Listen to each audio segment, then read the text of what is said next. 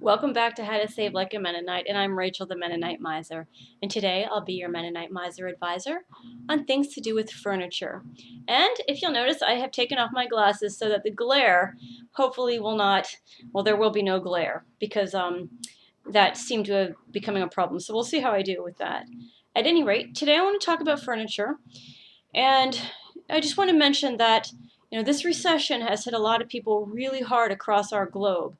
So, the idea of just running to a furniture mart is out of reach for many of us. And even going to the local department mart is also too expensive. We don't want to waste money on getting a disposable futon. If furniture is going to become so disposable, we might as well make it ourselves. So I'll cover a couple things, and these tips will hopefully not just tell you 3 specific things to do, but will start your brain working when you see a piece of furniture that you may want to discard. It's very hard to train our brains and to turn it around into thinking that can be repurposed. Not all of us have that gift. Some people do. For the rest of us, it takes a while to turn that train of consumerism around. It's come to a screeching halt for many of us, and now we have to turn it around. So, for instance, one thing, and I'll be reading, some of them will come from this book again. I really love this book. I know that I mentioned it. It's How to Save Money, Time, and Work in Every Department of Daily Life, and it's by Michael Gore. It was available on Amazon, but apparently it has been sold. Maybe there was only one copy, so just continue to look for this. You may find it. It was printed in the United States. It was 50 cents, and it was 1948 by Handy Book Library, New York. So someone may find it somewhere, and if you do, I'd be interested to know where you find it. One of the things that they have in here that I find really interesting, I wish I would have read this earlier. When a baby has outgrown its bassinet, you can make a table out of this. You can make a sewing table or a table to do your models. You can make a table to do homework, a small TV table maybe. What you do is you rip off the fabric part. You know how, the baby bassinet, sometimes it's got the little thing overhead. You can take that off as well. Maybe you can think of something to make out of that, like a lampshade or a variety of things. I would welcome your suggestions on the little part that comes over. If you don't have that part, what you do is you rip out the fabric part. You save the lid and you cover it with plywood. So you take the top part of it and you cover this with like a sheet of plywood.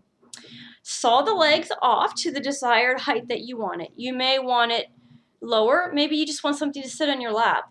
Maybe you want it at that. I would kind of like it at that height. I think that the baby height is a pretty good one, actually. So once you put the plywood on there, it'll even hold a sewing machine. The pockets, this is what's great about these bassinets, they have pockets around the edges. So if you have sewing material or models that you're making or crafts of some sort, you can use those pockets. And you can put in your scissors, or you can put in your tools, your tweezers, whatever you're working with.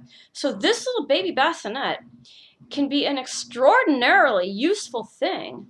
And sadly, I sold mine at a garage sale, and it didn't even dawn on me actually to do this. This is what I mean. The train hadn't come to the screeching halt yet. Now, I would have definitely taken this advice. Other things that you can do, they talk here about if you want like a footstool or some sort of, don't think that going to the store and getting a crate is lowbrow. It's not lowbrow. Saving money is very important. It's something that's more important than buying a piece of garbage just because it's got some sort of trim around it. So talk about a butter bucket, and probably most of us could never find a butter bucket if we wanted to find one, but you can get these if you go to certain grocery stores. Unfortunately, these huge department stores have taken a lot of creativity away from us, and things like it's very hard to find a butter bucket or a firm packing box, those type of things.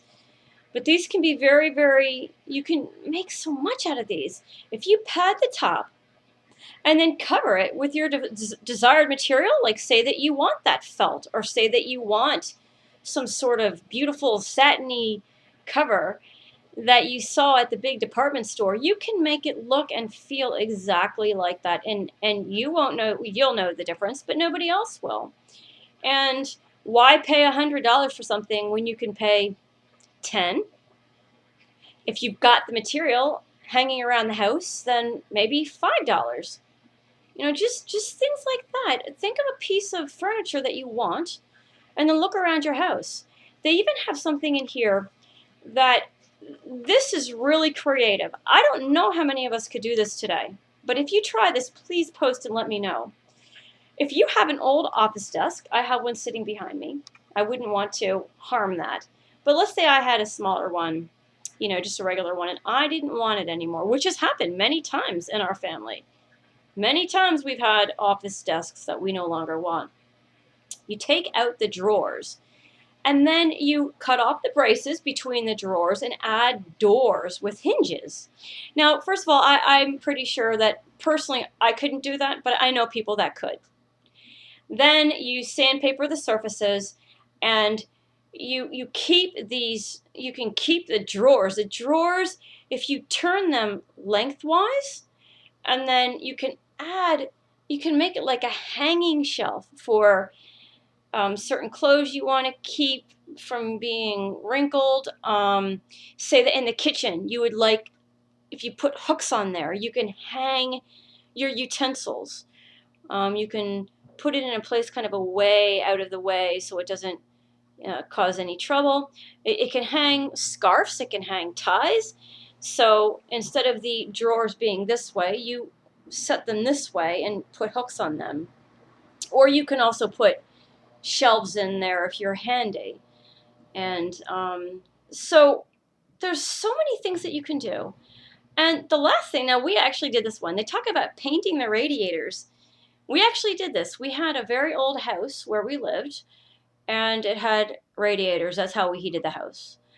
So my parents they liked Wedgwood, and they thought, wouldn't that be nice if it looked kind of Wedgwoody? Now, this wasn't tacky. It was very soft and very vague.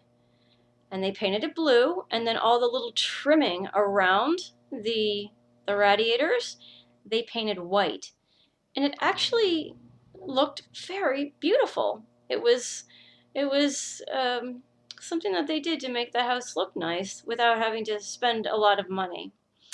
So that's just sort of some things about furniture. The idea is to keep your eyes open on everything that you're dealing with in your home and how you might be able to reuse it, and think about the things that you need in your home, desks and so forth, and think of creative ways that you can make those things. And of course, there are garage sales and yard sales, which are the cheapest way to go. But still, you may want to make something a specific way that you want to make it.